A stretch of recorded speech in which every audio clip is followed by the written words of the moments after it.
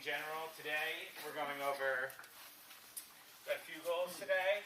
We're going to talk about modes, combos, plays, starts, and then we'll talk about some boat handling related to starts. So, let's go ahead. So the way we approach team racing at Dartmouth is that we work on a system where we consider ourselves in one of three modes all the time. What are those three modes? Stable, calm, good one. Stable. Unstable. Chasing. Chasing.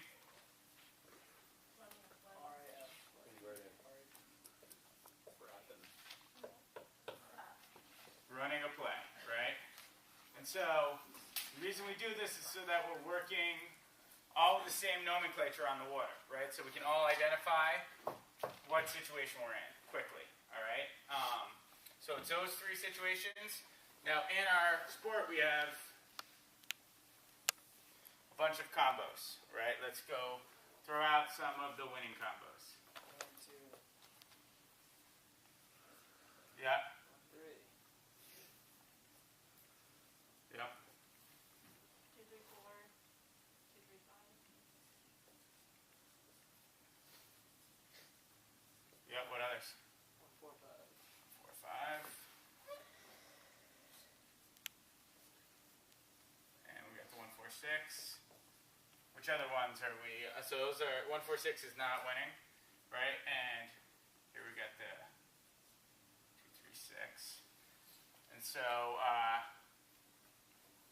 sorry, 1, 4, 5 should be over here. All right, so here in this drawing, which one of these two are stable? How about some of the freshmen? 2, 3, 4. 2, 3, 4, and all right, good. So these are two stable combos, right? And then what about these combos here are winning but unstable, right? And this combo right here, the 1, 4, 5, we consider that part of the winning but not stable. And then in this 2, 3, 6 and 1, 4, 6, what's unique about these even though we're losing? Anyone? We've got a shot at winning still, right? Right, we are in a position to turn this into a winning combination, right? So in all these situations, the dotted lines here, we're running a play.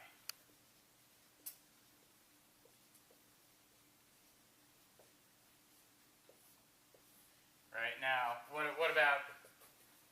else do we have here? What are the combos can we throw out? 4, 5, 6. 4, 5, 6. Right, so yeah, so usually I do this as 3xx. If your first guy is your third boat, we are definitely chasing, right? And what other ones? 1, 5, 6. Right, the 1, 5, 6. So these are the two plays where we'll definitely be in chasing mode. Okay? And even for these drills later in this program, we'll talk about, next couple weeks, we'll talk about the way you run these chasing plays to try to give yourself a fighting chance, right? So, 1, 4, 5, who can explain to me why that's an unstable combo or why it's still running a play? Anyone besides John? Because the other two.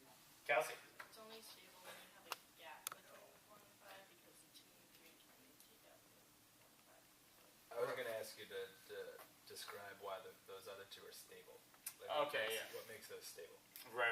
So for these two, what makes them stable is that in the 1, 2, it's really difficult for the other team to catch and break up those two boats. And in the 2, 3, 4, what makes it stable is that anytime one opponent can break into this, it's easy for the other two opponents to take care of them. They're all three of them are together, right? In the 1, 4, 5, the nature of the way we run this play means that you have to be actively running the play all the time, right? Once you're in the 1-2 or the 2-3-4, you're kind of in a stable winning mode. And in the 1-4-5, even though you're winning, you're actively like exerting the play the whole time. Okay.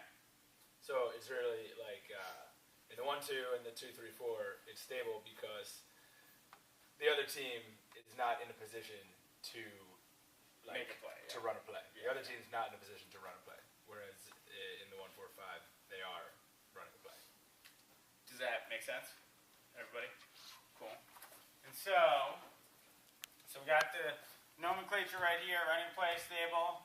And then the other important thing that we want everybody to know is,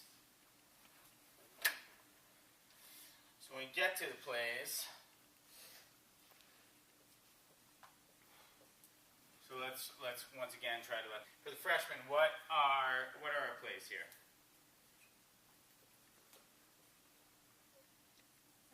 Like play 1, play 2, play Right, yeah, play 1. 2, Yeah. play 4.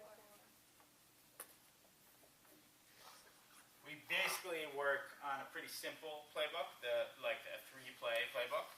And so play 1 combos, what are they? 1, 2, Yep. Right, 1-3-X. That's probably it. How about play 2? 2, 3, 4. Yeah. What else? 2-3-6. Right. And then for our play 4. 1, 4, And 1, 4, 6. right, 1-4-6. What about the 2-3 or 2-4-5? 2-4-5. Play 2. Yeah, I guess that would be considered play 2. Not quite, Jason. It's pretty quickly going to become this, but Yeah. we'll Not put it. necessarily. Yeah, it depends how good your 2 is. So we'll say we'll put it up here as a maybe. And like if you're gonna, what else you can consider is what else is a play 4? Which other play up there? Are we trying to? Yeah, 1-5-6 is another play where we're going to be trying to work a play 4, right? Okay, and so this stuff, while pretty basic, is really important to know inside out. Okay, so that when we're talking about this, you can instantly be on the same page as we're on the water or in a meeting or in a debrief. Okay, so yeah, One other way to simplify that even further is the way that I look at it is when I think of a play, it's just what combo is like the end goal, and so it's really just those 3 furthest to the left. yeah, In that whole grouping, like if we can circle those, that's what I consider like the play. Like that, if you're in any position to convert to one of those 3 plays, that's what play you're in.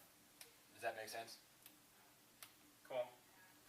For sure, it's easy to get over analytical with this sort of thing when really it's like if you have a 2 and a 3, you're almost definitely play 2.